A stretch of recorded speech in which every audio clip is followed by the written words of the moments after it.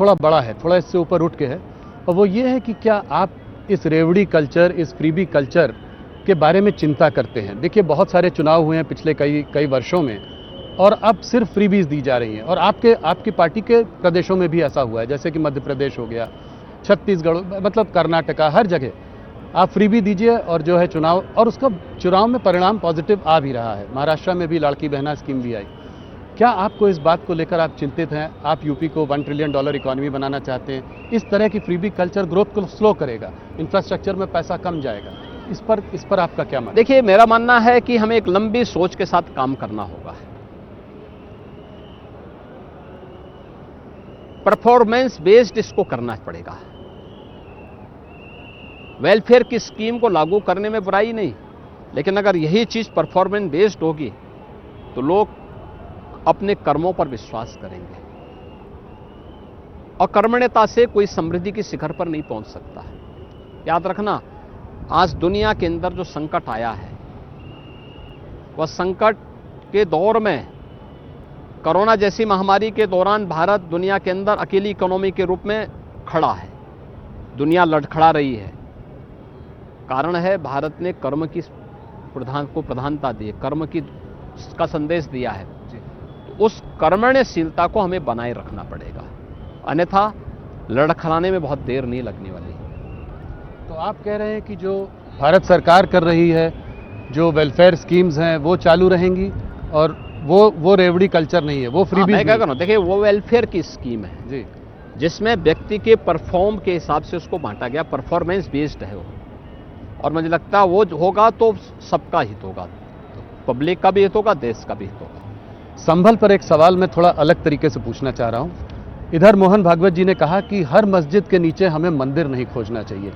संभल के परिप्रेक्ष्य में आप इसको कैसे देखते हैं? देखिए, संभल से मतलब नहीं था, तो देखिए, आपने देखा होगा उसके बाद ऑर्गेनाइजर ने भी और पांचजन्य ने भी इस बात को बहुत स्पष्ट से कहा था कि सोमनाथ से संभल तक इस सत्य को खोजने की एक यात्रा है।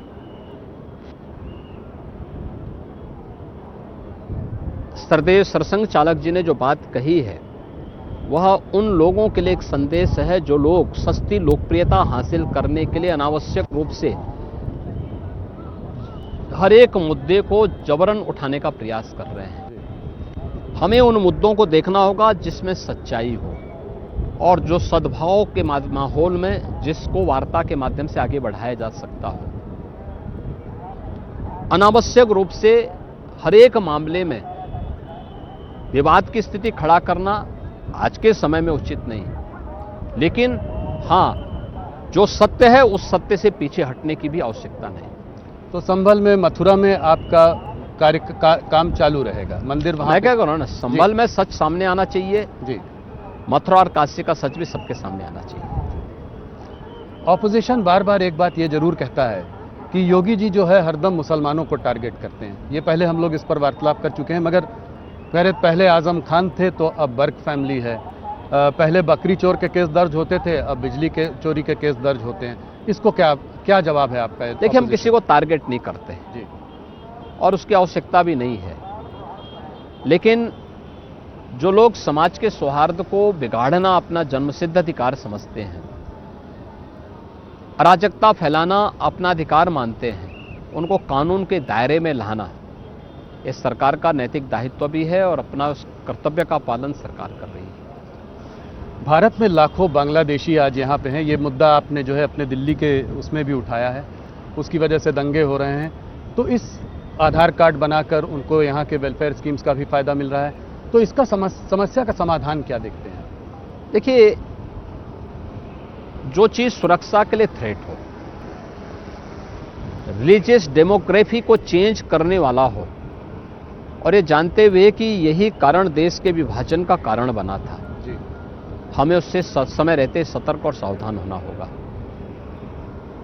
दिल्ली का उदाहरण आपके सामने है। दिल्ली में ओखला औद्योगिक नगरी है। पिछले 10 वर्ष में कोई उद्योग नहीं लगा पाई दिल्ली की आम आदमी पार्टी की सरकार। न्यू ओखला के रूप में नोएडा है, देश का सबसे बड़ा इन्वेस्टमेंट का डेस्टिनेशन बना हुआ है। उन्होंने निवेश किया बांग्लादेशी घुसपैठियों और रोहिंग्या को बसाकर। हमने निवेश किया औद्योगिक इकाइयों को ला करके, मॉडर्न एज टेक्नोलॉजी को वहाँ पे ला करके। डाटा सेंटर बन रहे हैं, रोबोटिक के सेंटर बन रहे हैं, और भी एआई के नए नए सेंटर वहाँ पे स्थापित हो रहे हैं। लाखों नौजवानों को रोजगार के अवसर वहाँ से प्राप्त हो रहे हैं। ये दोनों में यही अंतर है। यूपी और दिल्ली में उत्तर प्रदेश की भारतीय जनता पार्टी की डबल इंजन सरकार में और दिल्ली के अंदर आम आदमी पार्टी की सरकार में यही अंतर है। वे अपने राजनीतिक स्वार्थ के लिए बांग्लादेशी घुसपैठियों को वोटर बना रहे हैं, निवेश को हतोत्साहित कर रहे हैं, रोजगार नहीं उपलब्ध करा पा रहे हैं, डेवलपमेंट की योजनाओं को पूरी तरह उन्होंने ठप कर दिया है। लेकिन दूसरी तरफ उत्तर प्रदेश सरकार है कि उत्तर प्रदेश के अंदर हमने यूपी को निवेश के सबसे बड़े गंतव्य के रूप में स्थापित करने में सफलता प्राप्त की है।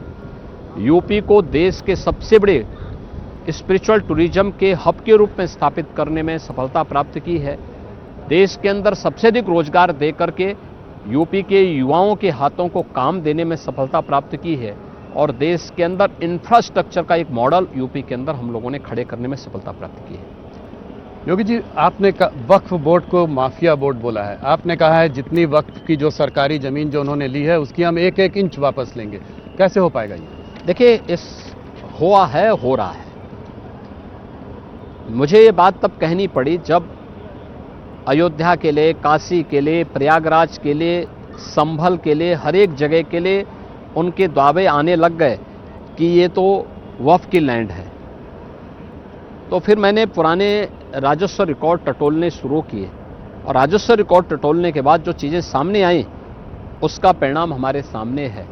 हम लोग देखने में सफल हुए कि इनके दावे गलत थे, इसलिए हमने कहा कि वक्फ बोर्ड को कोई माफिया बोर्ड मत बनाओ, अन्यथा यूपी का माफिया टास्क फोर्स इस पे कार्रवाई करना प्रारंभ कर देगा। हम लोगों ने यूपी वक्फ बोर्ड के नियमावली में संशोधन करके इस बात की व्यवस्था की है कि हम लोग पुराने राजस्व रिकॉर्ड निकाल करके, राजस्व रिकॉर्ड में जो दर्ज होगा उसके अनुसार हम कार्रवाई करेंगे। उनके सारे दावे गलत साबित हो रहे हैं। क्या यूपी में यूनिफॉर्म सिविल कोड लागू होगा और कब तक? यूपी की कार्य पद्धति से कहीं आपको लगता है कि यूनिफॉर्म सिविल कोड नहीं है? आप कह रहे हैं कि ऑलरेडी लागू हो चुका है। ये ऑलरेडी लागू है। सुप्रीम कोर्ट की आपको पिछले आपके कार्यकाल में आपको बुलडोजर बाबा का वो मिला। लोगों को उम्मीद थी कि जब कभी जस्टिस नहीं मिल पाती है तो इस तरीके से उनको जस्टिस मिलती है, और आपको उन्होंने प्यार से बुलडोजर बाबा बुलाया।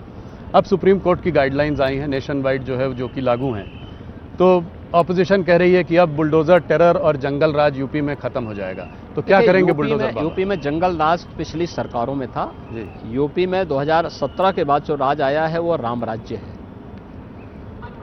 सबको सुरक्षा, सबको सम्मान, सबको कल्याणकारी योजनाओं के साथ जोड़ना, सबको उसका अधिकार उपलब्ध कराना, ये यूपी के अंदर हुआ है। माननीय उच्चतम न्यायालय के आदेश के बाद हमारा काम आसान हुआ है, और आपने सुनवाई के दौरान इस चीज को देखा होगा कि उत्तर प्रदेश एकमात्र राज्य था जिसने जो गाइडलाइन माननीय उच्चतम न्यायालय के उन सबको फॉलो करते हुए ही अपनी कार्रवाई को आगे बढ़ाया है। और आज भी आप देख रहे होंगे हमारी कार्रवाई अनवरत रूप से गलत तत्वों के खिलाफ पूरी प्रक्रिया का पालन करते हुए कानून के दायरे में रहकर सभी कार्यक्रम आगे बढ़ रहे हैं।